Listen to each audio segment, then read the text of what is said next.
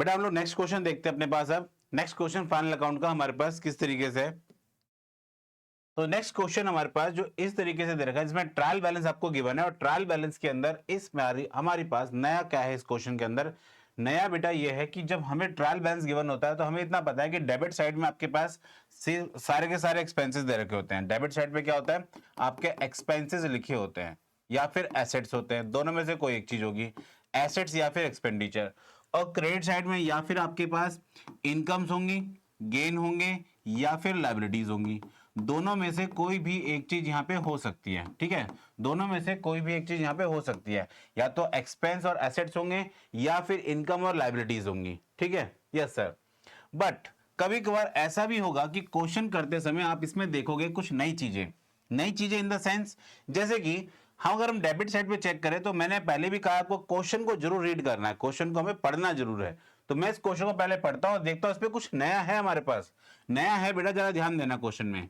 Number one, plant and machinery आप सबको पता है कि क्या है, हमारे लिए एसेट्स है। और एसेट्स कहां जाते हैं, बैलेंस शीट के लायबिलिटी साइड में आते हैं, है ना।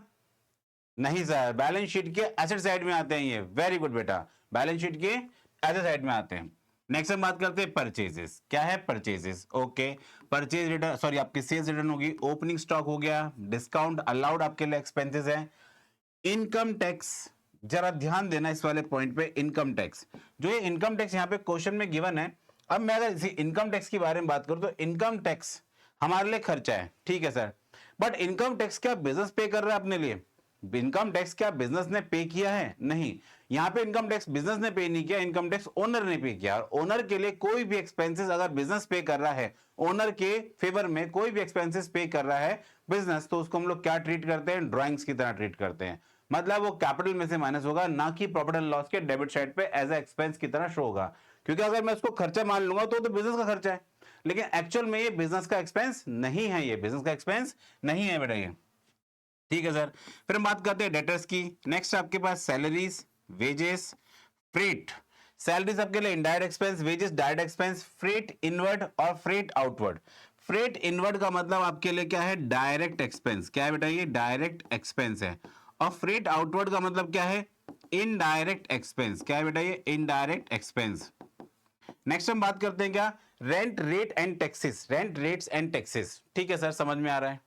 नेक्स्ट हम बात करते हैं एडवर्टीजमेंट, ये भी आपके लिए क्या है, इनडायरेक्ट एक्सपेंसेस है। फिर कैश एट बैंक है, कैश एट बैंक है आपके पास। ठीक है, तो कैश एट बैंक तो हमें पता है एसेट्स ही होते हैं बेटा। क्रेडिट साइड के अंदर आपके पास क्या गिवन है, आपके पास क्रेडिट साइड में कौन कौन से बैलेंसेस दे रखे हैं। तो क्रेडिट साइड में आपको बैलेंस दे रखे हैं। पहला है आपके पास कैपिटल, नेक्स्ट है आपके पास सेल्स, नेक्स्ट है बेटा आपके पास क्या, परचेज रिटर्न। फिर आपका है डिस्काउंट रिसीव, ये भी आपके लिए इनकम है। लोन है बेटा आपके लिए प्योर लायबिलिटी है। क्रेडिटर्स भी आपके लिए क्या है, प्योर लायबिलिटीज है। डन है यहां तक? Yes sir. फिर हम बात करते हैं नेक्स्ट। नेक्स्ट जब ये पूरा हमारे पास ट्रायल बैलेंस हम पूरा देख लेते हैं ट्रायल बैलेंस को, अब हम चलते हैं अपने नेक्स्ट पॉइंट पे। नेक्स्ट पॉइंटर क्या है बेटा हमारे पास, क्लोजिंग स्टॉक। क्या दे रखा है, closing stock at a cost of 1 lakh but market price is 88,500। 88,500 आपका जो क्लोजिंग स्टॉक है उसकी मार्केट प्राइस क्या है, 1 लाख रुपीस। लेकिन उसकी, सॉरी मार्केट प्राइस कितनी है उसकी बेटा, 88,500, लेकिन कॉस्ट कितनी है उसकी, 1 लाख रुपीस। तो यहां पे बेटा हम लोगों ने बात की थी यहां पे कि अकाउंट्स हमेशा प्रूडेंस के बेसिस पे चलता है। प्रूडेंस का मतलब होता है विच एवर इज लेस, मतलब अपने लॉसेस को खुद ही रिकॉर्ड कर चलो। लेट्स से अगर मैं अपने क्लोजिंग स्टॉक की वैल्यू कॉस्ट पे रिकॉर्ड करता हूं 1 लाख रुपए, लेकिन क्या मार्केट में वो 1 लाख बिक पाएगा? नहीं बिक पाएगा। मार्केट में कितने का बिकेगा वो, 88,500 रुपीज का बिकेगा। तो इस सिनेरियो के अंदर आपका जो स्टॉक है वो तो ऑलरेडी मतलब ऑलरेडी डाउन हो रखा है बेटा, ऑलरेडी उसकी वैल्यू क्या हो रखी है, गिर रखी है। और आप उसे कितने का रिकॉर्ड करने जा रहे हो, 1 लाख रुपए। तो प्रूडेंस कहता है कि पहले ही अपने खर्चों को खुद ही, पहले अपने लॉसेस को खुद ही रिकॉग्नाइज करो और रिकॉर्ड करो। तो जब मैं इसको रिकॉर्ड करूंगा तो मैं लिखूंगा 88,500 रुपीज, 88,500 रुपीज मैं इसको रिकॉर्ड करने वाला हूं यहां पे अपने पास क्लोजिंग स्टॉक। तो ये बात ध्यान देंगे, जब भी आपको क्लोजिंग स्टॉक की दो वैल्यूज गिवन हो, एक सिंपल सा वहां पे फंडामेंटल चलता है यहां पे कि विच एवर इज लेस, जो दोनों में कम है, जो दोनों में कम वैल्यू है उसको हम रिकॉर्ड करेंगे। 1 लाख या 88,500, हम बोलेंगे 88,500 क्योंकि ये कम है। लेट्स से यहां पे होता है बेटा आपका, सपोज कीजिए 60,000 और 88,500, तो विच एवर इज लेस, तो हम रिकॉर्ड करते हैं कितना, एक, यहां पे 60,000 रुपए। ठीक है, हमारे लिए दोनों ही सिचुएशन में क्या है, अगर प्रॉफिट होगा तो अच्छी बात है, बट हम लोग लॉस से बच जाएंगे, क्योंकि पहले से ही हम लोग क्या करके चल रहे हैं, अपने पास एक प्रूडेंस मान के चल रहे हैं, पहले से कंजर्व होकर चल रहे हैं कि नहीं इतना तो लॉस हो ही सकता है, इतना तो लॉस हो ही सकता है, तो 1 लाख के स्टॉक को मैं 88,500 ही रिकॉर्ड करूंगा। ठीक है यहां तक? Yes sir. अब हम चलते हैं अपने क्वेश्चन में। तो सर इसके अंदर हमने दो बातें नहीं सीखी, एक हमारे पास इनकम टैक्स हो गया यहाँ पे, और दूसरा क्या है यहाँ पे आपका एक क्लोजिंग स्टॉक हो गया, जिसमें आपको दो वैल्यूज गिवन है, जिसमें आपको दो वैल्यूज गिवन है, एक मार्केट वैल्यू और एक कॉस्ट प्राइस, मार्केट वैल्यू और cost price, which ever is less, which ever is less, यहाँ पे दो वैल्यूज है आपके पास। ठीक है, ठीक है, यस सर। नेक्स्ट हम बात करते हैं क्या, अब अपने पास फुल फ्लैश क्वेश्चन लेके चलते हैं अपना। तो क्वेश्चन में सबसे पहले बात करेंगे ट्रेडिंग अकाउंट के बारे में। ट्रेडिंग अकाउंट,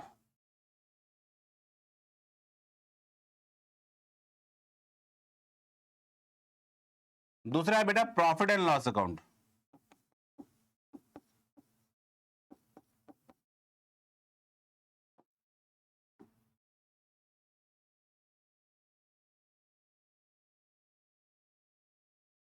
ठीक है, यस सर।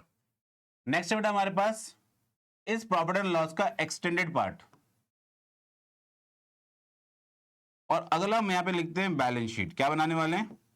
Balance sheet.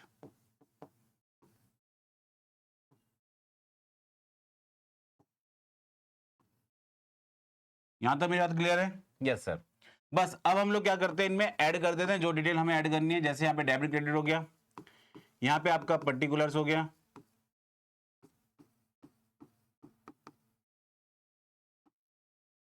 फिर यहाँ पे बेटा आपके पास 4D year ended. Profit and loss में भी क्या होगा, 4D ईयर एंडेड। यहाँ पे आपका क्रेडिट साइड है, ये आपकी डेबिट साइड है। देन आपके पास यहाँ पे होगा पर्टिकुलर्स अमाउंट, पर्टिकुलर अमाउंट। फिर हम बात करते हैं इसके बाद, ये तो आपको पता ही है कि इस साइड पे डेबिट साइड होगी और ये आपके लिए क्या क्रेडिट साइड है, ये प्रॉफिट एंड लॉस का एक्स्ट्रा पार्ट है। बैलेंस शीट, बैलेंस शीट में हम लोग यहाँ पे क्या दिखाते हैं बेटा, सर यहाँ पे आती है लायबिलिटीज, यहाँ पे क्या आएगा अमाउंट, अगेन आपके पास एसेट्स है बेटा, फिर यहाँ पे हम लिखेंगे एज एट, जो भी आपकी डेट होगी यहाँ पे आप मेंशन कर दोगे। ठीक है यहां तक? Yes sir. अब हम बात करते हैं क्या, इसके जस्ट बाद हम बात करेंगे, पहले यहाँ पे जरा ध्यान देना बेटा, जो जो हम लोगों ने चीजें अब देखी है बेटा उन सबको हम लोग एक एक करके यहाँ पे काउंट करते हैं और लिखते हैं उसे। ठीक, ठीक है सर। सबसे पहले आपको देखिए प्लांट एंड मशीनरी, आपको पता है ये तो एसेट्स होती है बेटा, बैलेंस शीट में किधर जाएगी, इस साइड पे। तो plant and machinery is 90,000, plant and machinery is 90,000। ठीक है सर। परचेज दे रखी है 58,000, परचेज कितने की है 58,000, तो टू परचेज 58,000 रुपीज। डन है? Yes sir. तो परचेज पहले यहां पे रिकॉर्ड करते हैं, तो to purchase 58,000 rupees. Done, done. Next हम बात करते हैं परचेज, क्या आता है सेल्स रिटर्न, क्या आता है सेल्स रिटर्न। ठीक है, यस सर। तो बेटा एक बात ध्यान देना, मैंने क्या कहा था, जब भी आप यहाँ परचेज लिख रहे होगे तो साथ में एक बात और लिखना, रिटर्न। क्या लिखना है यहाँ पे, रिटर्न, तो रिटर्न जरूर मेंशन करना। और नेक्स्ट हेड यहाँ पे दे रखा आपको सेल्स, क्या दे रखी है सेल्स, तो सेल्स को लिखने के बाद भी आपको रिटर्न मेंशन जरूर करना है, रिटर्न यहाँ पे जरूर लिखना है। ठीक है, यस सर। तो आपकी सेल्स है कितने रुपए की, तो सेल्स तो नहीं है सर, सेल्स रिटर्न दे रखी है कितने रुपए की, 1,000 रुपीज की। ओके, तो 1,000 की आप सेल्स रिटर्न लिख दो पहले यहाँ पे। लिख देने के बाद अब आता है ओपनिंग स्टॉक 40,000 रुपए का, ओपनिंग स्टॉक 40,000 रुपए का, तो टू ओपनिंग स्टॉक 40,000 रुपए। ठीक है, यस सर। ओपनिंग स्टॉक के जस्ट बाद अब हम यहां पे क्या चीज लिखनी है, डिस्काउंट अलाउड। डिस्काउंट अलाउड हमारे लिए क्या बेटा, इनडायरेक्ट एक्सपेंसेस है। क्या बेटा, ये इनडायरेक्ट एक्सपेंसेस है। और इनडायरेक्ट एक्सपेंसेस हम लोग कहां लिखते हैं सर, प्रॉफिट एंड लॉस के डेबिट साइड पे। शाबाश। तो discount allowed 350 rupees, 350 rupees. Next है income tax paid. Income tax paid, अभी हमने बात की इनकम टैक्स पेड, बेटा बेसिकली क्या है, ड्राइंग्स है। क्या ये एक तरीके से ड्राइंग की तरह इसको ट्रीट करते हैं? तो सर ये तो बैलेंस शीट में जाती है ड्राइंग्स, तो यस, और कैपिटल में से माइनस होता है, यस। तो यहां पे हम लिखेंगे लेस, और इसको किसकी तरह ट्रीट करेंगे, ड्राइंग की तरह। तो हमें कितना दे रखा है इनकम टैक्स, तो क्वेश्चन में इनकम टैक्स की वैल्यू दे रखी है 1075 रुपए, 1075।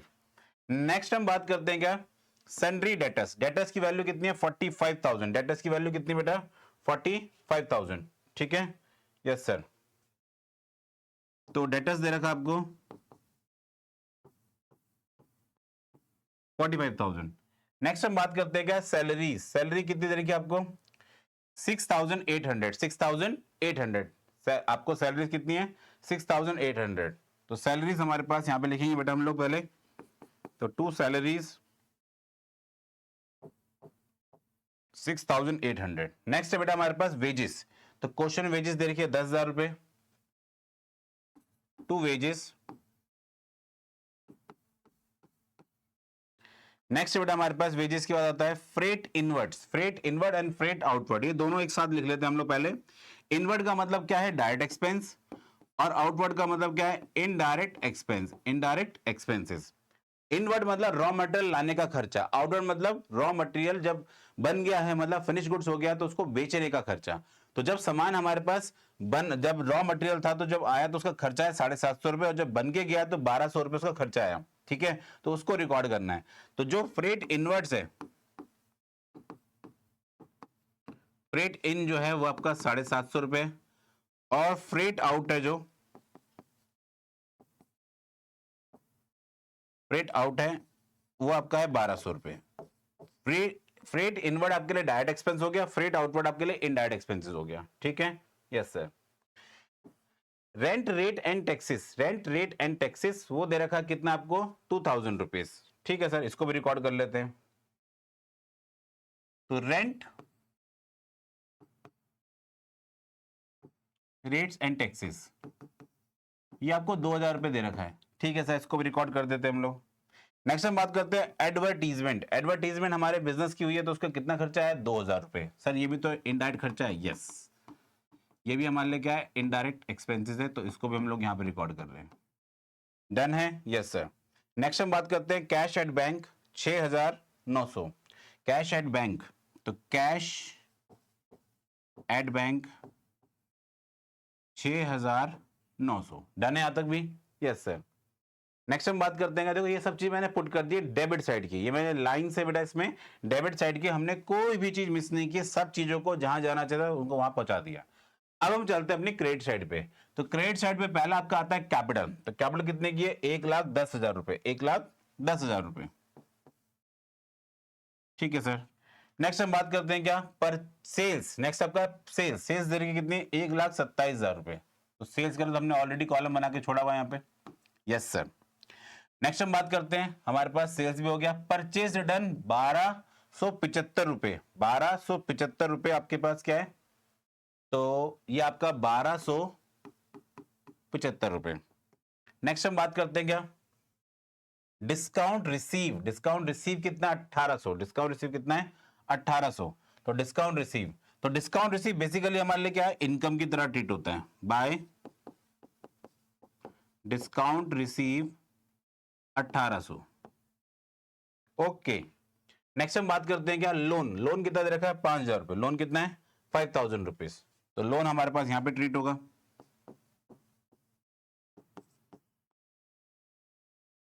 नेक्स्ट हम बात करते हैं लोन के बाद सन्ड्री क्रेडिटर्स। सन्ड्री क्रेडिटर्स कितना है, 20,000 रुपए। तो क्रेडिटर्स है 20,000 रुपए। डन है, यस सर, डन है हमारे पास। तो ये चीजें हमने बेटा पहले पुट कर दी है, डेबिट साइड के भी और क्रेडिट साइड के एस्पेक्ट को हमने प्रॉपर वे में रिकॉर्ड कर दिया है। बट अब हमारे पास कंडीशन आती है ये वाली, क्लोजिंग स्टॉक की जो वैल्यू दे रखी है आपको, दो वैल्यूज दे रखी है, एक दे रखी है आपको मार्केट वैल्यू और एक आपके पास कॉस्ट प्राइस। तो हम बोल रहे हैं विच एवर इज लेस, जो दोनों में कम है। तो दोनों में कम कौन सी है, 88,500। तो हम इसको रिकॉर्ड करेंगे, हम इसको रिकॉर्ड करेंगे 88,500 को, ठीक है, यस सर। तो बाय क्लोजिंग स्टॉक, तो 88,500 यहां भी रिकॉर्ड किया मैंने, और मैं यहां पे भी रिकॉर्ड कर रहा हूं स्टॉक के नाम से 88,500। डन है? Yes sir. जब हम इसको इतना रिकॉर्ड कर लेते हैं बेटा, तो अब हम बात करेंगे यहाँ पे, और इसको अलग से स्पेसिफाई जरूर करेंगे। मैंने पहले भी समझाया आप लोग को, इसको शो करने के पीछे रीजन है। रीजन क्या है बेटा? ये चीज बताना मुझे आप लोग को कि ये आपके पास एक तरह की एडजस्टमेंट की तरह ट्रीट होता है, बस इतना ध्यान रखेंगे आप लोग। अब हम पहले बैलेंसिंग को बाहर लिख देते हैं, जो जो हमारे पास बैलेंस आ रखे हैं। जैसे इसमें आ रखा है 1,26,000 बच रहा है हमारे पास। इसका आपके पास कितना नेट बच रहा है बेटा? नेट बैलेंस मतलब नेट बैलेंस कितना बच रहा है? तो अगर मैं इसको इसमें से माइनस करूं तो कितना बैलेंस बचेगा सर? हम बताएंगे। ओके, तो बताइए आप लोग बैलेंस मुझे। सर इसका बैलेंस आएगा 58,000 माइनस 1275, तो अमाउंट आएगा कितना? 56,725। 56,725 ये हमारे पास नेट बैलेंस बच रहा है। ठीक है, अब बेटा इसके बाद हमारे पास और वर्किंग भी आती है। और वर्किंग कैसे है बेटा हमारे पास? अब पहला काम बेटा हमने सब चीजें तो पुट कर दी है। सब चीज पुट कर जाने के बाद अब हमें निकालना होता है इस क्वेश्चन के अंदर अपना पहले ग्रॉस प्रॉफिट या ग्रॉस लॉस, दोनों में से कोई भी एक चीज आ सकती है बेटा। ग्रॉस प्रॉफिट भी आ सकता है और आपके पास ग्रॉस लॉस भी हो सकता है। सिमिलरली आपका ग्रॉस प्रॉफिट और ग्रॉस लॉस को फिर हम पीएनएल के अंदर ट्रांसफर करते हैं, उससे हमारा नेट प्रॉफिट और नेट लॉस आएगा, और नेट प्रॉफिट और नेट लॉस से हमारी बैलेंस शीट फिर क्लोज होती है। कैसे क्लोज होती है? क्योंकि बैलेंस शीट के अंदर कैपिटल में एडजस्ट करना पड़ता है हमें। अगर नेट प्रॉफिट जीरो आ गया या नेट लॉस जीरो आ गया फिर तो कोई वो नहीं है इशू, फिर तो हम लोग इसी को बैलेंस करके खत्म कर देंगे। लेकिन पहला यहां शुरू होगा, पहले आपको इसको क्लोज करना है, फिर उसके बाद ये क्लोज होता है, देन फाइनली आपके पास बैलेंस शीट क्लोज होगी। ठीक है? Yes sir. तो चलिए फटाफट से अपने क्वेश्चन को हम लोग क्लोज करते हैं। पहले अमाउंट इनका टोटल करके बताते हैं कि डेबिट साइड में कितना आ रहा है, क्रेडिट साइड में कितना बैलेंस आ रहा है। सर क्रेडिट साइड में आ रहा है 1,26,000 प्लस 88,500, तो ये आ रहा है 2,14,500 रुपीज। ओके, नेक्स्ट इधर आता है बेटा कितना? 40,000 प्लस 56,725 प्लस 10,000 प्लस 750, तो ये आ रहा है कितना? 1,07,475 रुपए। ठीक है, तो इसमें अब ज्यादा अमाउंट कौन सा है? इन दोनों में ज्यादा अमाउंट कौन सा है? ये अमाउंट ज्यादा है कि ये अमाउंट ज्यादा है? आप कहोगे सर ये वाला अमाउंट ज्यादा है। इस बार भी हमें क्या हो रहा है? ग्रॉस प्रॉफिट ही हो रहा है, तो 2 ग्रॉस प्रॉफिट। और दोनों ही साइड पे बेटा बैलेंस कौन सा आएगा? सर जो बड़ा अमाउंट है, बड़ा अमाउंट कौन सा वाला है? 2,14,500, 2,14,500। डन है यहां तक? Yes sir. इसके बाद अब हमारा काम क्या होता है बेटा कि पहले जो है हम चीजों को इरेज करते हैं, जो हमने फालतू चीजें लिखी है बेटा, तो इनको हम पहले यहां से हटा देते हैं। हटाने के बाद यहां पे एक लाइन लिखेंगे, transfer to profit and loss account, transfer to PNL account. ठीक है, 1,07,045 ये आपके पास ग्रॉस प्रॉफिट बच रहा है। क्या बच रहा है आपके पास? ये ग्रॉस प्रॉफिट है, ये हमारे पास ग्रॉस प्रॉफिट है। ठीक है सर, जब ये ग्रॉस प्रॉफिट आ गया हम लोग यहाँ पे क्या लिखेंगे? Statement transfer to profit and loss account, transfer to profit and loss account. और इस ग्रॉस प्रॉफिट को आप ट्रांसफर कर दोगे कहां पे? सर इसको हम ट्रांसफर कर देंगे अपने पीएनएल अकाउंट में। कहां पे ट्रांसफर कर देंगे? पीएनएल अकाउंट में। तो बाय ग्रॉस प्रॉफिट, और अमाउंट आ जाए कितना? ये आपके पास। ठीक है, 1,07,045। डन है? डन है। तो 1,07,045 रुपए यहां पे आ गया आपके पास। अब इसके बाद हमारे पास दूसरा काम क्या बचता है? हमारे पास दूसरा काम ये बचता है बेटा कि हम पहले इसका टोटल करते हैं और फिर इसका सम करके माइनस करेंगे। ठीक है? Yes sir. तो चलिए फटाफट से पहले इसका भी डेबिट साइड और क्रेडिट साइड का सम करते हैं। तो सर डेबिट साइड का सम जो आ रहा है हम बताते हैं भी आपको। ओके, बताइए फटाफट से। सर ये आ रहा है आपके पास 1,08,825, और ये आ रहा है बेटा कितना? सर इसका बैलेंस हम बताते हैं अभी, 350,680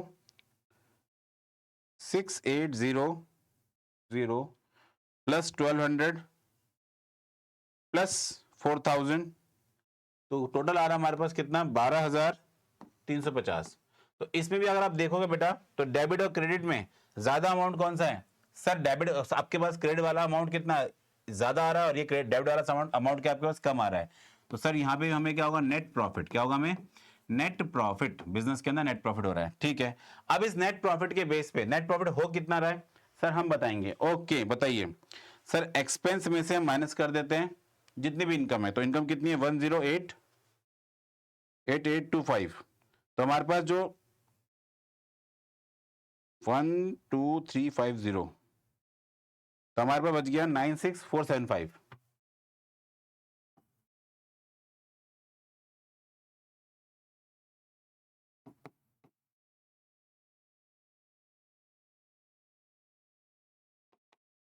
क्या इतनी बातें आपको मेरी समझ में आई हैं? Yes sir. अब इसके बाद जो ये नेट प्रॉफिट है इसको हम लोग कहाँ ट्रांसफर करते हैं सर? ये नेट प्रॉफिट आपका ट्रांसफर होगा कैपिटल के अंदर ऐड हो जाएगा, इसे हम बोलेंगे नेट प्रॉफिट। क्या बोलेंगे इसे हम लोग? नेट प्रॉफिट, ठीक है। यस सर, ठीक है। तो नेट प्रॉफिट पहले यहाँ पे ट्रांसफर करते हैं हम लोग और लिखते हैं कितना नेट प्रॉफिट हमारे पास, यहाँ पे लिख रहे हैं हम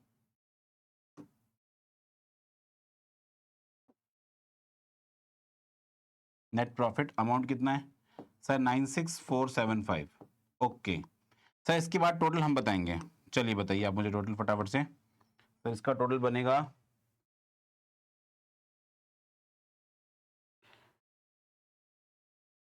1,10,000 प्लस सॉरी माइनस 1075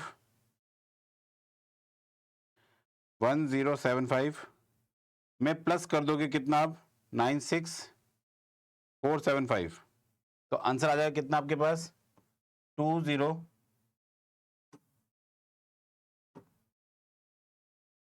तो आंसर आ जाएगा कितना बेटा आपके पास 205400। डन है? यस सर, ये हमारे पास बैलेंस आ गया।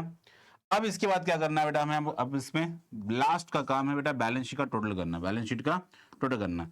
सर ये वाला काम आप हमें दे दीजिए, हम कर देंगे। ओके, ये वाला काम मैंने आपको दे दिया, ठीक है सर। अभी करके बताते हैं टोटल इसका। सर इसका टोटल आ रहा है 2,05,400 में प्लस करेंगे 5,000 में प्लस करेंगे 20,000 और आंसर आएगा 2,30,400। और सर उधर का ही बताते हैं अभी टोटल आपको। सर ये आएगा 90,000, ये आएगा 45,000 और ये आएगा 69,000 सॉरी 1,600 और ये आएगा 88,500। सर ये भी आ रहा है 2,30,400, 2,30,400। डन है? Yes sir. ये बेटा हमने प्रॉपर वे में क्वेश्चन को अपने कर दिया है और जो हमें रिकॉर्ड करना था हम सारी चीजों यहाँ पे मैच कर चुके हैं अच्छे से, ठीक है। ठीक है, बस यहाँ पे एक्स्ट्रा चीजें जो हो रही है उनको मैं यहाँ से हटा देता हूँ जिससे क्वेश्चन अपने आप पे नीट एंड क्लीन हो जाए। तो ये बेटा हम लोगों ने प्रॉपर वे में क्वेश्चन करने की कोशिश की और अपने पास ट्रेडिंग, प्रॉफिट एंड लॉस और बैलेंस शीट को बहुत अच्छे से बनाने की कोशिश की गई है, ठीक है।